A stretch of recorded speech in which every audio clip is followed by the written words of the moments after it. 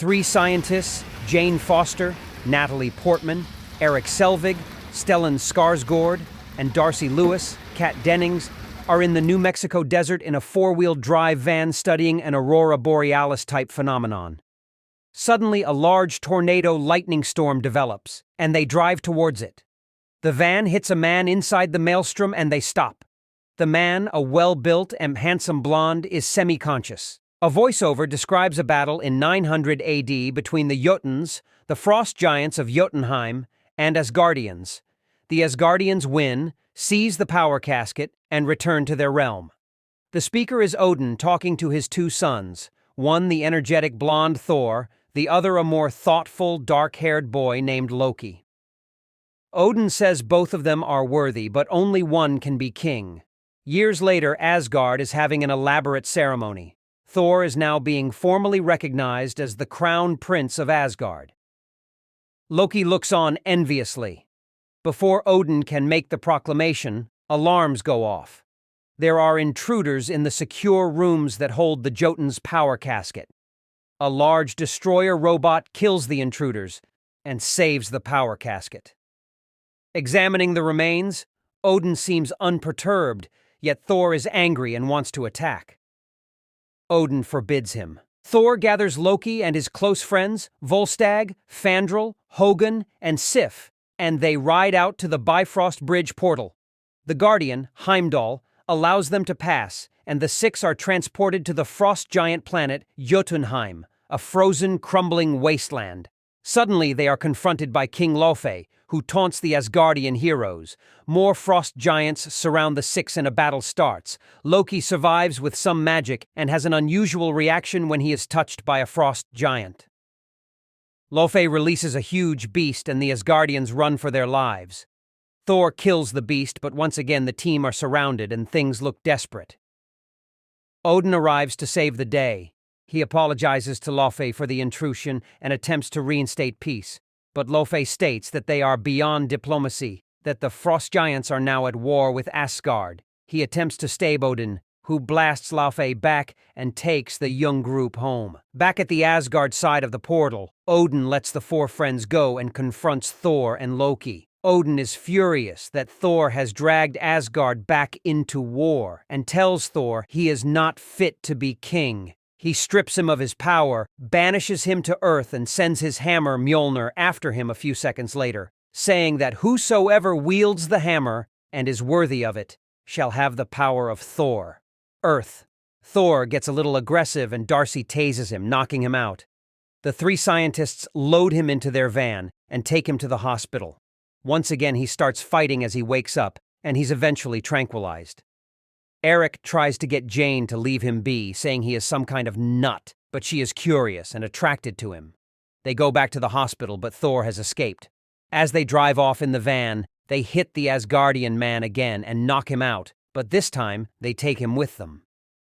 Jane gives him civilian clothes that belong to her ex-boyfriend. After overhearing locals discussing a satellite crash 50 miles due west, Thor decides to go there, and once again, Eric tries to get Jane to leave him alone. Thor walks about the town and tries to get a horse in a pet store. Jane appears and gives him a ride. The two head west in the van. At the satellite crash site, actually the place where Thor's hammer came to Earth, a crowd has gathered. People are partying and trying to lift the hammer from the crater. Stan Lee cameos as one of the locals trying to pull the hammer out with his pickup truck. Government agents from S.H.I.E.L.D. take over the site and confiscate Jane's research notes and computers. After dark, Jane and Thor arrive on the scene. Now the crater is surrounded by guards and tenting. Thor attacks and Jane huddles in safety. After beating up several agents, Thor finally reaches the hammer but is unable to lift it. He howls at his powerlessness and slumps to the ground, putting up no fight as S.H.I.E.L.D. agents close in and take him. Asgard. Thor's four friends begin to suspect Loki had something to do with Thor's banishment. Loki realizes he is not a pure Asgardian, and Odin admits Loki was taken from Jotunheim as an infant and raised as his own. Loki is confused and angry as Odin falls into a coma. Odin sleep. Loki becomes acting king. Earth.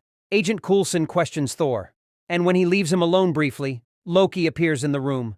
Loki tells Thor that Odin is dead and he cannot come back to Asgard. Thor is distraught. Eric arrives to tell the S.H.I.E.L.D. agents Thor is Jane's ex-husband and is under the influence of steroids. Somehow, he has faked a driver's license.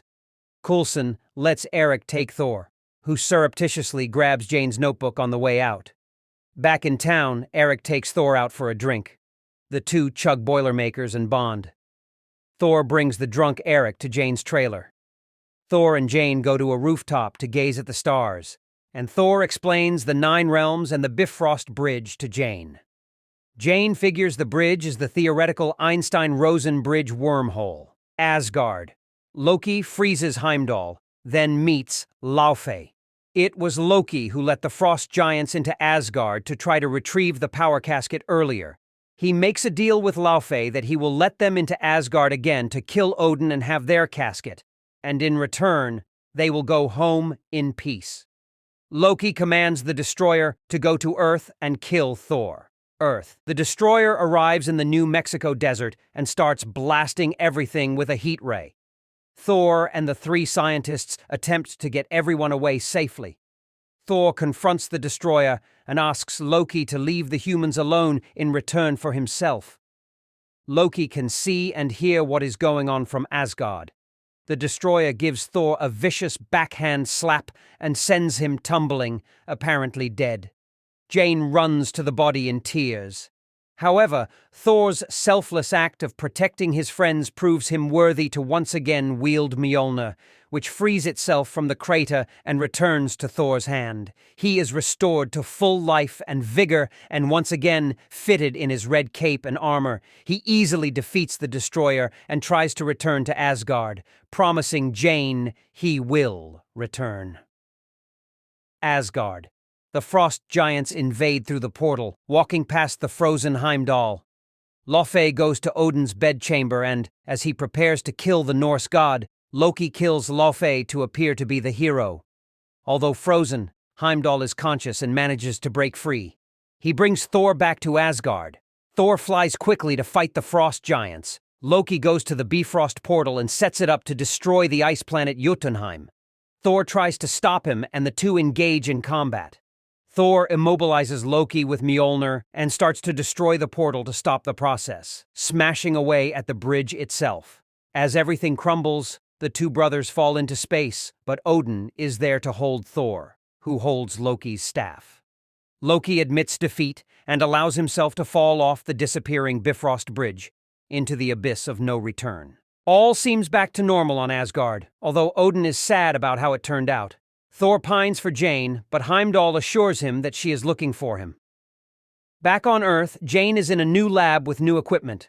Post-credits, Selvig has been taken to a S.H.I.E.L.D. facility where he meets Nick Fury. Fury shows him an object in a briefcase, which he says could be a source of unlimited power. Loki appears then, invisible to Selvig and Fury, and says, "Well, I guess that's worth a look," which Selvig repeats.